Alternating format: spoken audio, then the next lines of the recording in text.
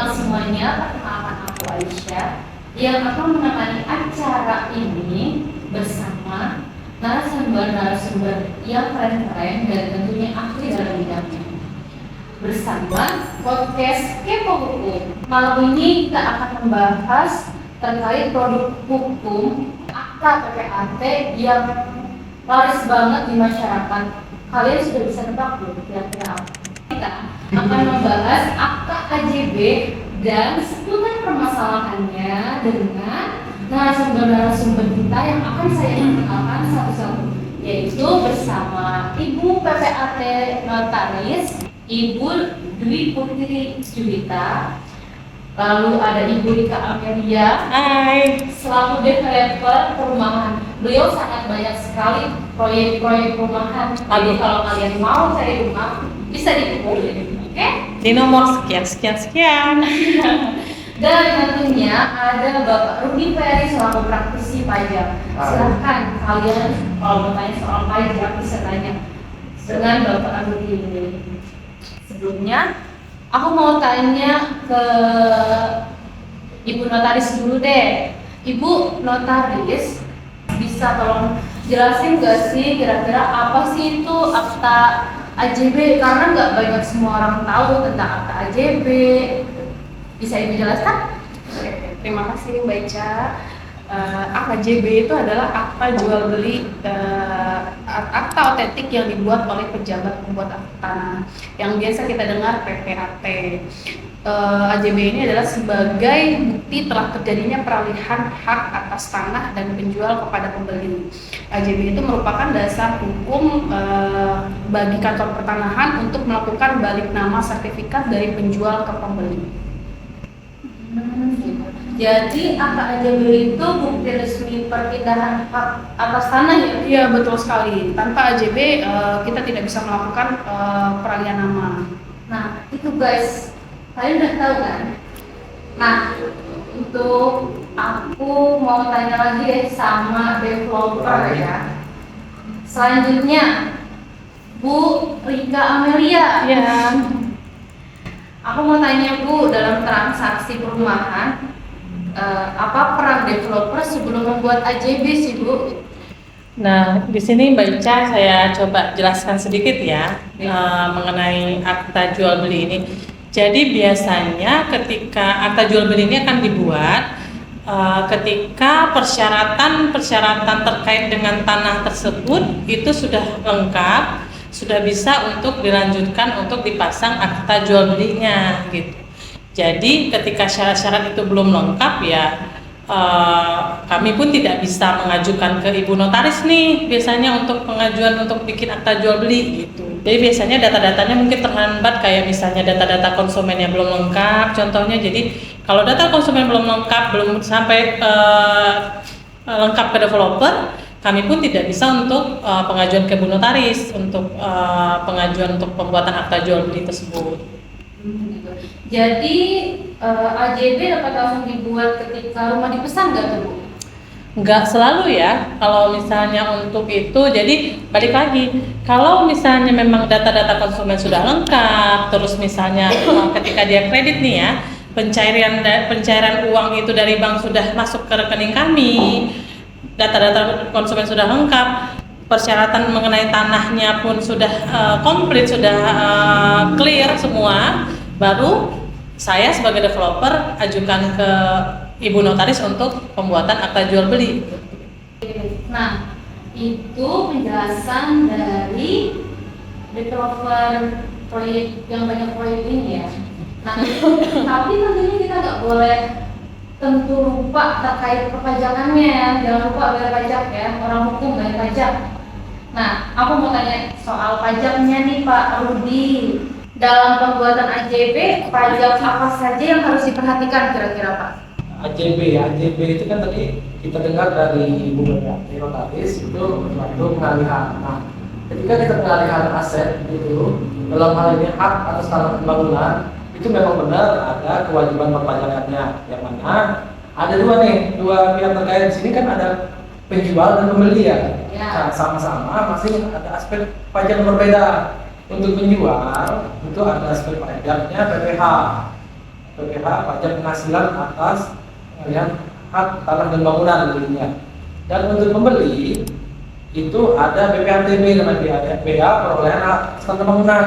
Untuk penjual itu merupakan objek pajak pusat dan pembeli itu objek pajak daerah. Nah, itu terkait terkait AJB aspek pajaknya. Terus pembayaran pajak ini penting sebelum AJB ditandatangani, Pak? Kalau dari segi pajak itu memang sudah aspek perpajakan sudah muncul saat pengalihan. AJB ini kan sudah pengalihan. Ketika ini pengalihan, sebaiknya alasan kita kan guna tidak terhambat untuk proses-prosesnya itu dipenuhi terlebih dahulu kewajibannya aspek perayaan pajak tadi, baik penjual maupun pembeli. Mungkin nanti bisa dijelaskan oleh DPPAT di mana ini ada yang sertifikat tidak dibayar. Tapi dari segi pajak juga memang menyarankan itu harus dipenuhi. Nah, kewajiban masing-masing. Ketika setelah kewajiban telah dipenuhi, haknya atas mungkin balik nama atau perubahan konsumen itu bisa diminta haknya. Intinya kewajiban dulu kan sebelum minta hak, gitu Ibu Esa. Ingat, kewajiban dulu sebelum minta hak ya guys. Nah, Garis bawahi, jangan minta hak dulu kalau sebelum melaksanakan kewajiban. that's right. Hai ya. Ayo ya, jangan lupa itu. Saya tambahkan sedikit ya. Oh, boleh, Jadi boleh, tadi saya boleh, juga boleh. tadi saya kurang menjelaskan mengenai proses-proses di kami developer. Jadi kami developer kan juga biasanya kerjasama dengan pihak bank ya untuk penjualan rumah ini. Biasanya itu kita sama-sama ditarget nih Mbak Ica, kami ditarget penjualan sebagai developer harus cepat penjualan rumah. Bank juga mungkin ditarget untuk penyaluran kreditnya kan.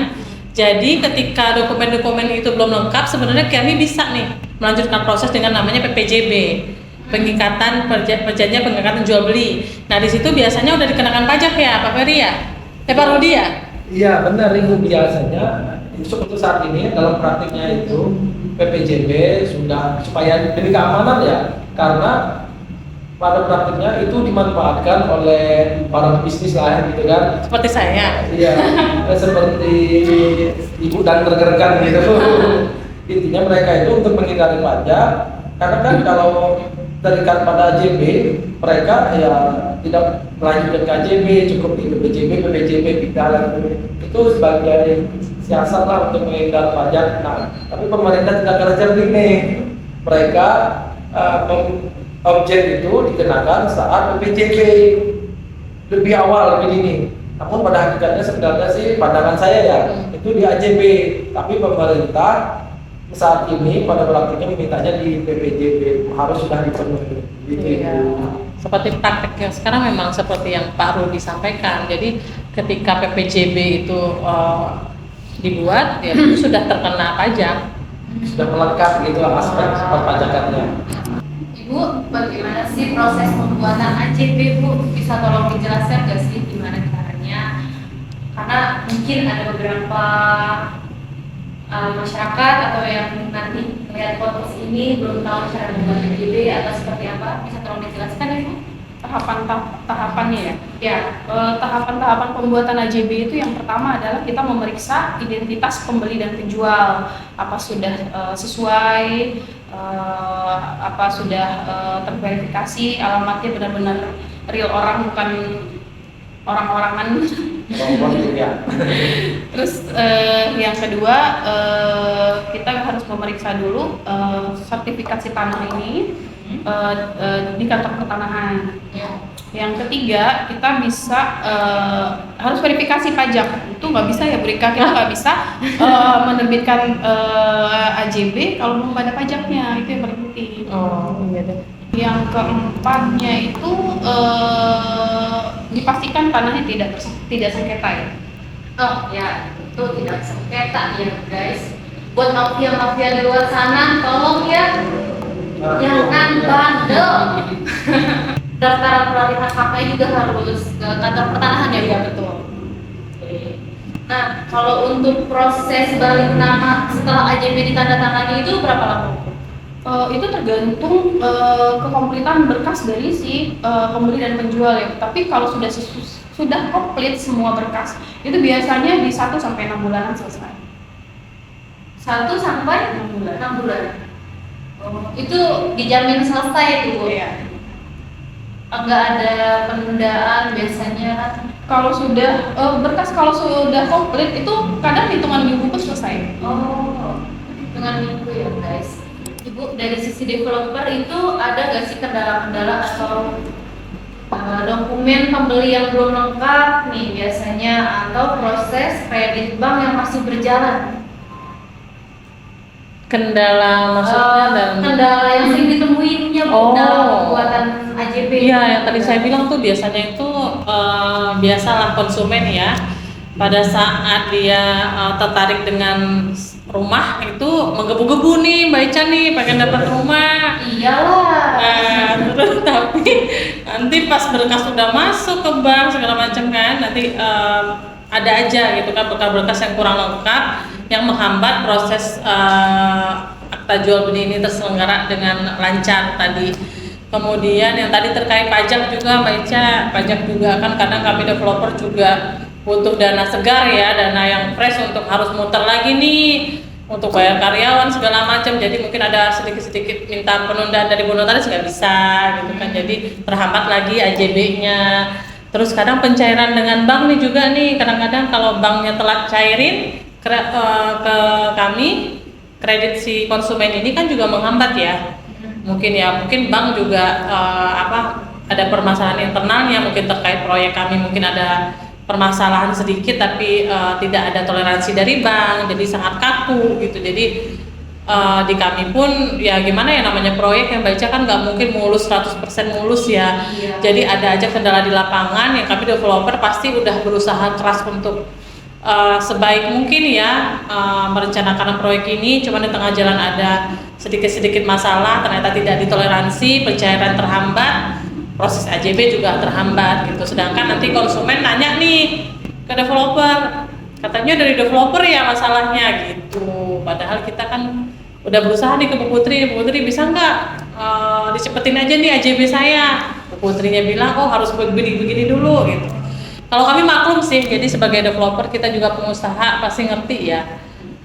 Notaris pasti juga pengen aman sesuai dengan aturan yang ada. Cuman ya namanya memang proyek pembangunan rumah ada aja permasalahannya. Gitu Mbak Ica. Itu ya luka-luka. Lu Ica jadi curhat nih ya. Gak apa-apa. Kalau oke, itu dari developer ya. Ya. Tapi kalau dari pajak gimana Pak? Ada kendala nggak dalam pembuatan AJB ini? Kalau pembuatan AJB mungkin lebih tepatnya ini ya kayak PPAT ya, mungkin saya dari segi perpajakan aja ya. Iya, dalam Namanya perpajakan. biasanya itu yang kita sebut kan dalam pembuatan pembayaran pajak itu billing itu kan ada kode-kode itu. Ya. Nah di sana ada banyak kode. Nah seringkali mungkin salah pilih kode yang harusnya itu mirip tuh kode pengalihan dengan persewaan. Dia dekat-dekatan biasa tuh pengalihan hak tanah dan bangunan, ini akunnya dan sewa tanah dan bangunan. Nah mungkin ketika kesalahan dalam kode itu akan menjadi kendala. Atau juga itu secara teknis ya dalam penginputan dalam pembuatan kode billing. Bisa juga sih secara mungkin ini dari praktiknya mungkin ada keterlambatan pembayaran, sudah dibuat billingnya tapi lupa setor, lambat, bahkan jangan sampai yang mungkin tidak disetor sama sekali dihilangkan, itu pasti akan menjadi kendala. Kalau dari pajak sih seperti itu ya yang kita temuin pandangan kita gitu Ibu Raisa. Kalau dari jadi kalau pajak bangunan sama pajak tanah yang nggak dibangun itu beda ya Pak? Iya, pajak pengalihan ya, Oh. pengalihan tanah dan pengalihan itu bisa jual beli kan, bisa sewa, bisa tukar banyak jenisnya. Nah, kalau di pajak itu akunnya nama kode akun ada angka tuh, Iya. terus nanti ada uraiannya pengalihan hak atas tanah bangunan. Nah, itu biasanya untuk jual beli. Dia ada juga sewa tanah dan bangunan. Iya. Intinya kan ada dua, mungkin kadang-kadang mungkin saat ngimpun petugasnya ngantuk tak apa ya gimana ya benar kadang bisa juga ditemukan kendala seperti itu, kesalahan kode, sehingga kalau salah kode nanti ketika validasi PPH itu di kantor pajak ya Nah itu tidak akan terbaca sehingga dianggap kewajiban perpajakan belum dipenuhi. Nah itu kan tentunya akan menghambat nanti prosesnya. Mungkin bisa solusinya sih biasanya bisa pemindahan keluar, atau store lagi. Kalau store lagi kan rugi ya mungkin ajukan pemindahan keluar gitu. Kalau saran aplikasi begitu sih Ibu Aisyah terkait perpajakannya kendala, dan sedikit saya kasih tips tadi. Oke, itu kalau dari pajak. Tapi kalau dari PPAT atau notaris sendiri gimana nih? Kalau dari sisi PPAT itu kendalanya biasanya di data identitas. Jadi di KTP berbeda, dan ditambah yang keseringannya itu yaitu tanah masih sengketa. Jadi sengketa yang belum diselesaikan. Belum clear ya, Belum clear. Itu aja ya Bu, kira-kira ya, nggak ada lagi. Ada lagi penambahan nggak nih kira-kira kendalanya itu? Developer atau lebih sering cekcok sama notaris? Saya kenal Bu Putri ini udah lama. Jadi dari proyek saya pertama, saya nggak pernah pindah dari Bu Putri karena Bu Putri juga udah usaha mempermudah proyek saya ya. Jadi tapi memang mungkin untuk urusan pajak mungkin memang saklek ya tadi, memang harus dibayar dulu baru bisa proses AJB-nya baca. Ya udah, mungkin kedepannya saya juga nggak minta excuse lagi untuk hal itu. Oke. Nah teman-teman, itu dia penjelasan terkait soal AJB itu apa, terus soal kendala-kendala AJB dari sudut pandang pajak, dari sudut pandang developernya sendiri, dan dari sudut pandang Ibu Notaris PPAT juga kan ya. Oke, sebelum kita tutup podcast malam ini, kira-kira ada tips ya, tips atau penambahan dari pajak dulu deh, gimana Pak? Oke, mungkin Tipsnya nih ya. bagi teman-teman masyarakat yang para penjual pembeli khususnya yang dalam hal ini, tipsnya tentunya pahami kewajiban berpajak sejak Bayar awal pajak. supaya tidak terkendala dalam prosesnya ke depan nanti. Mungkin seperti itu. Kalau dari Ibu developer Kalau gimana? dari saya developer itu tipsnya agar AJB-nya cepat selesai, itu memang saya minta konsumen untuk datanya juga harus sudah lengkap ketika pengajuan kredit ke kami. Kemudian dananya juga disediakan untuk pembayaran pajak. Tanah kami akan usahakan itu memang sudah clear ketika kami menjual rumah, jadi nanti proses saya ke notaris juga tidak terhambat. Itu Mbak Ica. Oke, baik. Kalau dari Ibu PPAT notaris gimana Bu? Kalau dari notaris ya tetap lakukan transaksi melalui prosedur sesuai hukum, dan jangan lupa konsultasi dulu dengan notaris dan PPAT sebelum melakukan pentandatanganan dengan dokumen. Oke, itu teman-teman penjelasan dan pembahasan malam ini dapat disimpulkan ya teman-teman bahwa akta jual beli merupakan dokumen penting yang menjadi bukti sah peralihan hak atas tanah dan bangunan. Dalam prosesnya diperlukan kerjasama antara pembeli aku kayak pembeli ya, misalnya pembeli, penjual, developer, kantor pajak, dan PPAT agar transaksinya berjalan aman serta sesuai dengan ketentuan hukum. Saya selaku moderator mengucapkan terima kasih kepada narasumber yang telah menyaksikan podcast ini, dan semoga podcast Kepo Hukum ini terus berjalan dan kedepannya akan berjalan terus dan akan membahas terkait banyak akta selain akta AJB. Jadi jangan kemana-mana, tetap stay bersama kita ya. Stay di next video, next kasus hukum. Bye. Bye.